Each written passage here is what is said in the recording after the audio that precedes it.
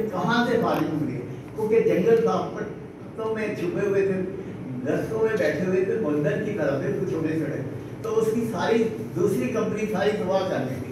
जब वो कंपनी ज़्यादा तबाह हुई है, उसके बाद बरतानिया ने सोचा कि हमें अब बढ़ती करनी चाहिए मुसलमानों और हिंदुओं में।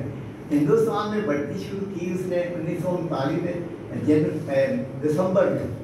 तो दिसंबर जब एक बरतानिया ने फैसला किया, अमृतसर, लाहौर, मुख्तलिफ शहरों में अपने बढ़ती के सेंटर बनाए, तो कायद आज़म ने कहा कि हमारा मुसलमान जो है वो खून बहाएगा अगर हिंदुस्तान तो तुम उसके बाद फतह कर गए तो तुमने तो हिंदुस्तान से जाना नहीं है, हमारे साथ फैसला करो कि तुम हिंदुस्तान कब छोड़ोगे, तो तब मैं इजाज़त दूंगा मुसलमानों को बढ़ती होने की।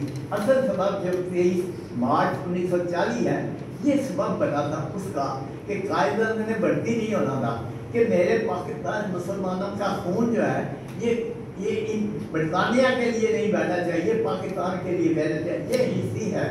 उस वक्त पाकिस्तान का नाम भी कोई नहीं था। 1940 की करारदाद है, ये करारदाद लाहौर है, इसमें कोई करारदाद पाकिस्तान नहीं थी। जो मैं इसकी बता रहा हूँ कि अब नई नस्ल को आप कह रहे हैं करारदाद पाकिस्तान, ये 1940 में करारदाद लाहौर पास हुई थी।